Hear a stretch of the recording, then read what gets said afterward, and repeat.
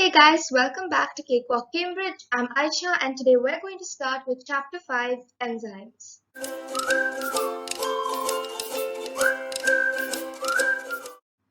This chapter is related to Chapter 4, so make sure you study both of these together at all times. So let's begin. If you've studied chemistry, you obviously would know what a catalyst is. So a catalyst is a substance that speeds up or alters the rate of a reaction without being chemically changed or used up. Okay, so enzymes basically are biological catalysts. Enzymes are proteins that are produced by the body and function as catalysts in the body. So because they have the ability to speed up reactions, they help life processes to go on. So very often life processes need to occur at a certain pace for them to be carried out smoothly and efficiently and for our body and to keep up with the needs of our body. So for example, metabolism, respiration, all of them have to happen at a certain pace. So enzymes help that pace, help that speed to be reached because they speed up reactions, they make it faster, and so the reaction speed is the ideal, the optimum speed that is reached. So this is your definition for catalyst. Once again, I have made bold the terms that you need to include in the definition and that give you a mark each. Here, enzymes are proteins that function as biological catalysts. That could be 2 marks or 1 mark, but mention both points. Okay, so enzyme activity. So firstly, you need to know there are always two kinds of reactions, anabolic reactions and catabolic reactions. Anabolic reactions cause a build-up of substances and catabolic reactions are a breakdown of substances. So now when you're looking at an enzyme, you have an active site. That's the most important part of the enzyme. That is the part that is used to speed up the reaction. So I'll explain how. So the active site of an enzyme, okay, is the specific shape of the enzyme on one side. And that is always unique and complementary to the shape of the substrate. So a substrate is basically the substance that is going to be built up or broken down. So the substance is the substance is the piece that the enzyme acts on. So think of the substrate and the active site as a lock and key. The active site is going to be the lock and the substrate is going to be the key. They fit together. So the active site of an enzyme is complementary to the shape of the substrate. Think of it like a jigsaw puzzle or else. They have a similar shape that can be integrated together. So when the substrate and enzyme fit into each other, an enzyme-substrate complex is formed, which is also known as the lock and key complex. And after this, the enzyme either breaks down the substrate or builds it up. It joins two pieces together or it breaks down one piece. So basically now when it comes to your marks, so just by stating active site in like the definition of an enzyme or how an enzyme works, you get 1 mark. Reference to active site gives you a mark. Complementary to the shape of the substrate gives you another mark. Enzyme substrate complex, very often they'll show you a picture of an enzyme and substrate fitted together and they'll ask you to label it or name the complex formed. You always write enzyme substrate complex. Then once in a paper, I'm not sure if it was O levels or IGCSE, but the question was when in an enzyme substrate complex, which substance acts as the lock, which acts as the lock? And it was like an MCQ. So the lock is always the enzyme and the key is always the substrate. And after the reaction, a product is formed. So this is basically enzyme activity. It's quite easy to understand and there's also a diagram later that I will explain to you guys. Okay, so here's the diagram. So this is an example of a catabolic reaction because this is one substance that is then broken down into two separate products. So this is the substrate because it is the substance that will be acted on by the enzyme. This is the enzyme. This is the active site. As you can see, it is complementary to the shape of the enzyme, like a lock and key. So this is the lock and this is the key. So first the substrate enters the active site of the enzyme substrate complex is formed, which you will also be later asked to name and label as explained earlier. The enzyme changes shape slightly to help the substrate to smoothly fit into the enzyme. Then after that, the enzyme substrate then after that, the reaction occurs where the enzyme is in the process of breaking it down or building it up. But here you have one product that fits, one substance that fits into the enzyme, so it's a catabolic reaction. And then lastly, the products leave the enzyme as two separate products. So this is basically how an enzyme works. You will be given different diagrams with different shapes where you have to be able to label the stages. So there's the enzyme substrate complex. You should also be able to label the substances, the substrate, active site, enzyme, and products. All of these things. And also very often they will label this as enzyme and then they'll point an arrow towards this and they'll be like, label it. Very often kids write enzyme because they overlook that the factor that it's already been labeled as enzyme. You write active site. Don't forget that. Active site gives you a point in all your answers related to enzymes. Okay, so enzymes are specific. Enzymes are unique to their substrate. So as I said, specific because they only act on one type of substrate. They have a specific active site, which means that they are complementary only to the shape of the substrate they are going to act on and nothing else. So it's very controlled and regulated, all your chemical reactions. They operate at an optimum pH and an optimum temperature. So pH, as you know, is power of hydrogen, which is basically the acidity or alkalinity of a substance. So optimum is a key word here. Suitable, appropriate, okay, fine, you can use them, but optimum is what the mark scheme looks for. So optimum pH means at a certain pH, their activity always is the highest. They're able to function more smoothly at an optimum pH and at an optimum temperature, and it varies according to each enzyme. So not every enzyme will have the same pH and temperature, the optimum pH and temperature. They'll all have different ones because all of them have different shapes. They have different base sequences, they're different types of proteins, so you need to know that they have different optimum temperatures and pHs. And enzymes lower the activation energy. That's basically also what a catalyst does.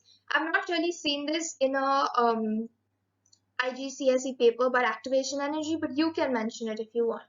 The activation energy is basically the energy associated, the minimum energy required for a reaction to take place.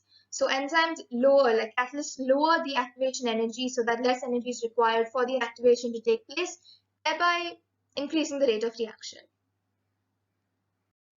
Okay, now this is a very important concept that explains optimum temperature to you. So if you've done chemistry, you would know as the temperature increases, the rate of reaction increases, the rate of reaction increases because molecules or particles gain kinetic energy because of the thermal energy supplied to them. They move faster, they collide with each other more successfully and more frequently, and so the rate of reaction increases. More particles have energy above that of the activation energy level, and a product is formed faster. But now when you add an enzyme to a reaction, this kind of changes, not with a catalyst, with an enzyme, because an enzyme is a protein. Now what happens is at high temperatures, there is a process that occurs which is called denaturation, as you can see here. Proteins get denatured at extremely high temperatures, which means they lose their shape. When they lose their shape, the enzyme loses its active site shape. So it's not complementary to its substrate shape anymore. So the enzyme substrate complex will not be able to be formed, correct? And so the enzyme actually virtually has no impact on the reaction because the enzyme substrate complex can't form, the enzyme can't act. And denaturation by temperature is permanent. Okay, so let's just go over this. So as the temperature increases initially, the enzyme activity increases because collisions increase. You need to write collisions and successful collisions. These are chemical terms, but if you include them in bio, you get the marks always. So just make sure you include them. So until around 47 degrees Celsius, the temperature and rate of reaction are proportional.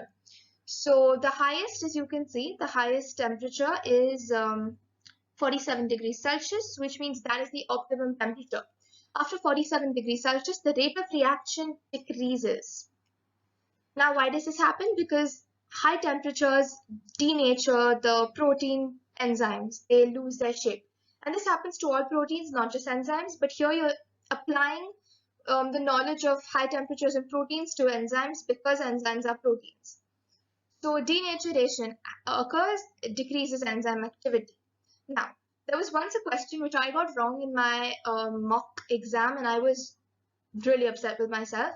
So they said, what happens at 55 degrees Celsius? Supposing, and I said, enzyme activity is 0 because the enzyme is denatured. And then the question was, what would happen to the rate of reaction if they slowly decrease the temperature to 47 degrees Celsius and then 40 degrees Celsius?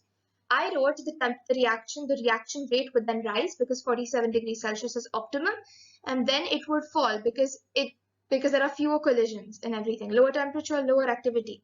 But that is wrong. Denaturation is permanent. So even if you lower the temperature, the enzyme has already lost its shape. So lowering the temperature after denaturation is virtually useless. So don't lose your mark over there. This is really important. And remember, every enzyme has its own optimum rate, but usually the optimum temperature is the human body temperature, which is around 37 degrees Celsius. And you should know after 60 degrees Celsius, 55, 60, it's completely denatured. Denaturation, you need to know the spelling of the word, okay? And also in your ATP experiments, you are asked to plan experiments about the action of enzyme activity on the impact of temperature on enzyme activity. Don't use above 60 degrees Celsius in your answers because enzymes get denatured at that temperature. Try and use 20, 30, 40, 50 or 60, max 60. Don't go above that. Okay? Okay. Now this is for pH and this is your effect of pH on digestive enzymes. This graph is super important. I can't stress on it enough. It has come in so many MCQ papers, okay? And initially kids get confused, but I'll explain it to you. So on the x-axis, we have the pH, and on the y-axis, we have the reaction rate. Now, these are only digestive enzymes. So, you will also be studying this in the next two chapters, chapter 7. So pepsin is an enzyme, is a protease. It's an enzyme which digests proteins. Then this green line is for most other enzymes, like amylase. Amylase is an enzyme that digests carbohydrates to maltose. And then the blue line is pancreatic lipase, which is basically the enzyme that digests fats. Okay, so pepsin is secreted by the walls of the stomach. The walls of the stomach also secrete hydrochloric acid to make the pH acidic, the environment acidic. Why? Because pepsin has an optimum low temperature of around 2. The pH is around 2. Its optimum pH is about 2. So that's why whenever you're given a graph and you're asked to identify pepsin, you need to know that it's going to be like the graph that has its optimum temperature at around 1.5 to 2. Because pepsin operates best in the presence of HCl, which has a pH of 2. Then most enzymes like amylase, which is the green line, operate at a slightly acidic pH, but more neutral. So around between 6 and 7, you have your optimum pH for amylase. And then your pancreatic lipase works at slightly being the keyword here, slightly alkaline pHs, like around 8. You will understand how the body changes to bring about these pH environments in chapter 7. But for now, I suggest you memorize this graph. You know your lines, which is which. And the most enzymes line is basically for amylase. You just need to know this, right? Okay. And now we have the last concept, which I've already explained to you, but it's important because you are asked about it a lot. So denaturation. So first, enzymes are proteins. High temperatures or inappropriate pHs may change their shape. The active site changes, so the enzyme substrate complex can't be formed. The enzyme can't alter the rate of reaction, obviously, as explained before. And so lowering the temperature will not have an effect as temperature denaturation is permanent. pH denaturation is not always permanent. So I've not really seen anything like a lot about pH denaturation, but just know this part. This basically gives you the steps of how denaturation occurs. Okay, and now the last thing I wanted to talk to you was about answering questions to do with enzymes. So very often there are questions like explain how enzymes work or act to digest proteins. Now there are two parts to this question. One is how enzymes work and two is to digest proteins. So I made a mistake here and I only spoke about protein digestion. the first time I attempted this question. But what you need to do is whenever you have a question to do with enzymes, which is about 4 to 6 marks, you first need to state enzymes are proteins, you get 1 mark. Enzymes have an active site, 1 mark. Complementary to their substrate, 1 mark. Enzyme substrate complex, 1 mark. Operate at an optimum pH and temperature, 1 mark. You get like 5 marks straight for this. You just need to be able to state everything you know about enzymes. Then after that, you may write enzymes like pepsin digest proteins to amino acids at an optimum pH. Then you specify it too in the stomach, which is brought about by hydrochloric acid. It operates at an optimum temperature, 37 degrees Celsius, which is the human body temperature. So you need to just state everything. So proteins, active site, they're really important concepts that you need to be able to nail. They're not hard at all. And that one diagram that I showed you is like, I can't stress on how important it is to know. Okay, so basically that was it. That was chapter 5. That was enzymes. I hope this was helpful. This channel is basically tailored towards getting you to score marks. Very often you understand concepts, especially in bio, because it's kind of easy. But applying your knowledge and knowing what to use where is the hard part. So I'm here to help you do that because I learned how to do it that way. And I hope this helps you. Please like, comment, subscribe, share this with your friends, and let's get through this together. Bye.